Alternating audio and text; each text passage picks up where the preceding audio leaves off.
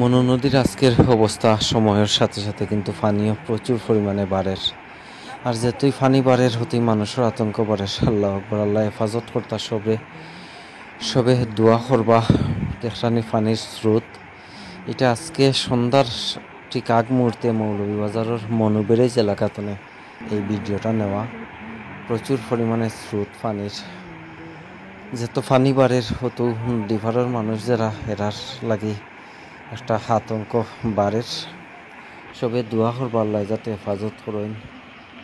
যে হারে পানি বৃদ্ধি পার ভারতের যে চিরাপুঞ্জি, মেঘালয়, আসাম, ত্রিপুরা রাজ্য খুব বেশি বৃষ্টি হওয়ার, বাংলাদেশেও বৃষ্টি হওয়ার, যার কারণে বাংলাদেশের সিলেট অঞ্চলের নদীগুলোর পানি খুব বেশি বাড়ে। সুরমা, কুশিয়ারা, মনু, দোলাই, সারি নদী, জুড়ি নদী সব নদীর পানি কিন্তু প্রচুর পরিমাণে বৃদ্ধি পার।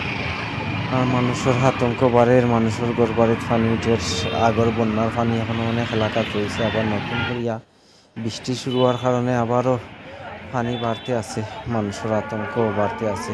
আল্লাহ হেফাজত করতে সবে দোয়া করবা, বিশেষ করে সিলেটবাসীর লাগি, আমরা মৌলভীবাজারবাসীর লাগি। এই দেখুকা এটা চান্নিঘাটের ব্রিজ এবং বান্দর ভিতর সব কিন্তু প্লাবিত হয়ে গেছে। আল্লাহ সব হেফাজত।